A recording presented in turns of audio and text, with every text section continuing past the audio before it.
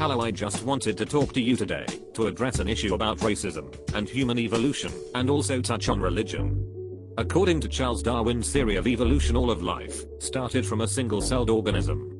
This single-celled organism developed into a multi-celled organism, and from here mutations occurred together with genetic isolation, of which currently separated the species that exist today. What specifically separated the species? All of the species that were once the same species were separated by genetic isolation, as mentioned before. Therefore, as each group of organisms continued to mutate, they did not pass on this new genetic information to each other. Thus their DNA became so different that they developed into different species. Now, why do I mention this theory that is widely believed by scientists around the world? I mention this because I want to apply it to racism and the human races that live on our planet. About 20,000 years ago, the last ice age ended. This was the time when our early ancestors had no racial division because they were interbreeding with one another, and they were passing on any changes in their genetic variations through sexual intercourse. This ended at the end of this age, because as the ice melted, the sea level rose, and our ancestors became isolated from each other. Now, if we apply Darwin's theory of evolution to these diverging races, we find that mutation in their DNA together with sexual isolation is the cause of the differences in the characteristics of the races who exist today. There is much evidence to prove the high influence of racism in many groups within races who push for racial purity, as Hitler's Mein Kampf writes in 2. Others are the Jews and Muslims who cannot marry into other races due to the differences in their religious beliefs. So what would happen if we applied Darwin's theory to the races of our society, supposing that the races were racist, subsequently remaining sexually isolated? Then, according to this theory, the current races would diverge into different species.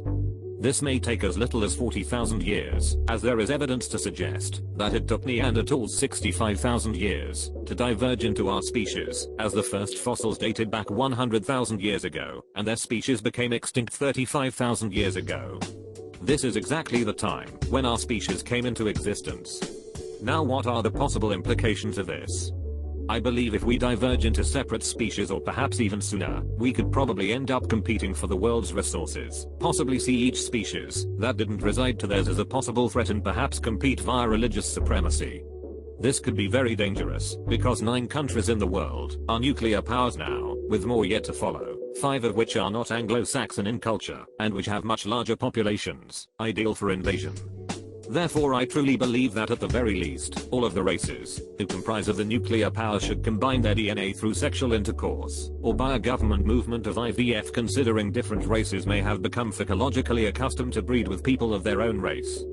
And for those people who cannot marry because of differences in their religious beliefs, they should realize that there was a time, according to human evolution, that these differences did not exist, because we were all the same clan, and therefore we all had the same beliefs.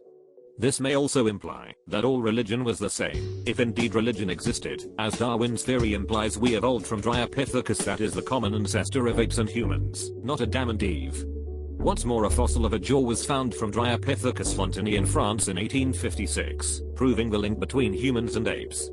So ask yourself, do you think Dryopithecus believed in religion? And if so, why? Do apes believe in religion or perform miracles? As Dryopithecus are their ancestors. Why do people want money anyway? So that they can have resources. Why do people want to have resources?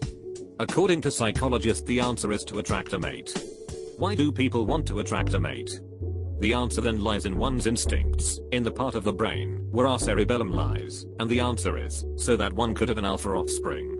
But one's offspring cannot live forever, however one's progeny, one's bloodline, can. After careful consideration, I believe this to be the meaning of life, that is the survival of life itself, the survival of the human progeny.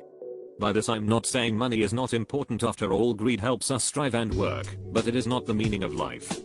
In conclusion, I'm not sure if genetic integration is the best choice for all people, but I'm confident it is foremost.